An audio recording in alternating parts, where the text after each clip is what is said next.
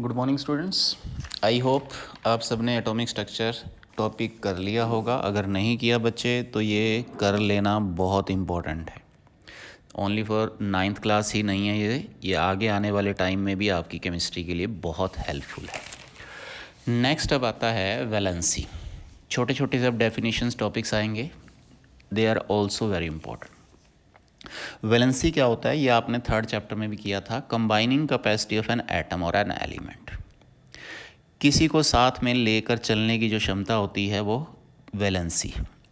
In the other word we can say that the number of electron gain और loss to complete its octet. अपने last shell को complete करने के लिए या तो कोई इलेक्ट्रॉन लेगा या छोड़ेगा, उसी चीज़ को वैलेंसी कहा जाता है। ठीक है, इसके अंदर समझाता हूँ पिछले पेज से रिलेटेड। दो चीज़ें और ध्यान रख लो, valence shell and valence electron. Valence shell का मतलब होता है कि जो आउटर मोस्ट शेल होता है, और वैलेंस इलेक्ट्रॉन कि नंबर ऑफ इलेक्ट्रॉन कितने प्रेजेंट हैं उस वैलेंस शेल के अंदर। जैसे ये सारे आपने देखे हैं एटॉमिक स्ट्रक्चर, अब यहाँ से इनकी वैलेंसी भी पता चल सकती है।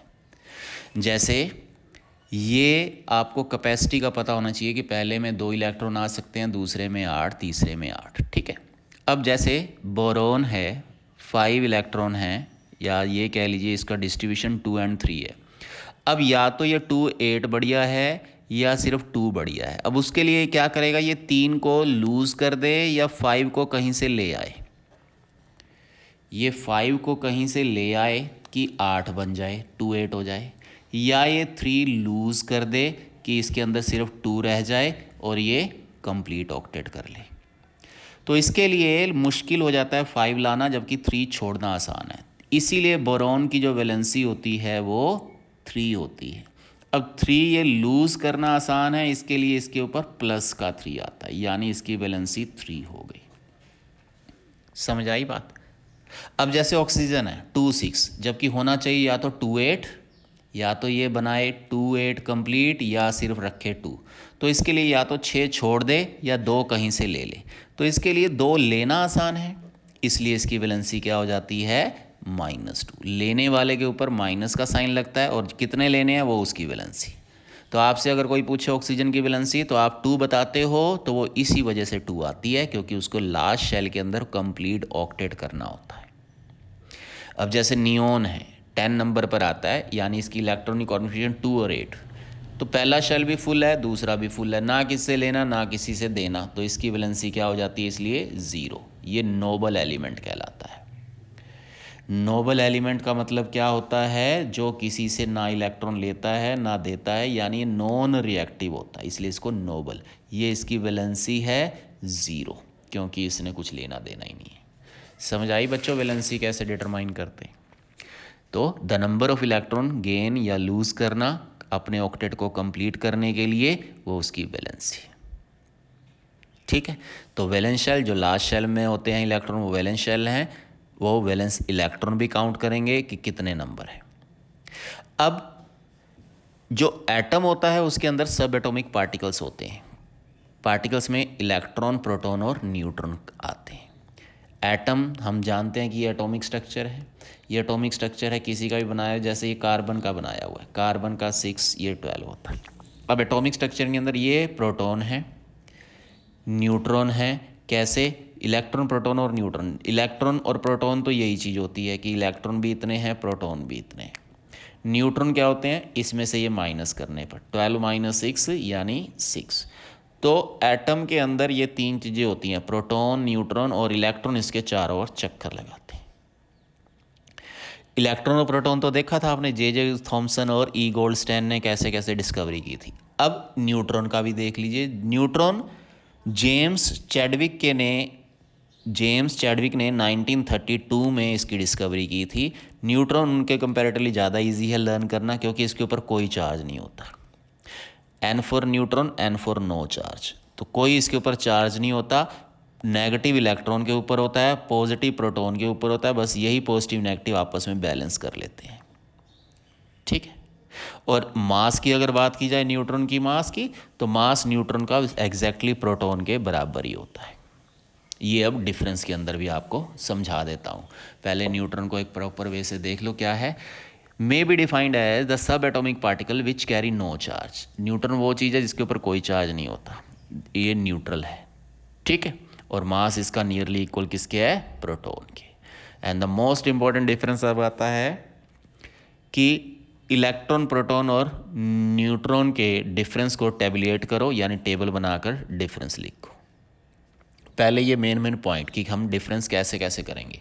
चार्ज क्या है उनके ऊपर, मास क्या है इलेक्ट्रॉन प्रोटॉन न्यूट्रॉन का, सिंबल क्या है और कहाँ वो रहते हैं एटम के अंदर। तो अभी अभी यही किया हमने कि एटम के अंदर कहाँ रहते हैं इलेक्ट्रॉन। इलेक्ट्रॉन कहाँ रहता है एटम के अंदर, सराउंडिंग, आउटसाइड द न्यूक्लियस। ये रहो, ये है इलेक्ट्रॉन जो सराउंडिंग में रहेंगे। प्रोटॉन कहाँ रहते हैं, इनसाइड द न्यूक्लियस। न्यूट्रॉन कहाँ है, इनसाइड द न्यूक्लियस। यही आपने अभी सीखा है कि प्रोटॉन और न्यूट्रॉन न्यूक्लियस के अंदर रहते हैं और इलेक्ट्रॉन इसके चारों ओर चक्कर लगाते हैं। तो ये तो लोकेशन होगी।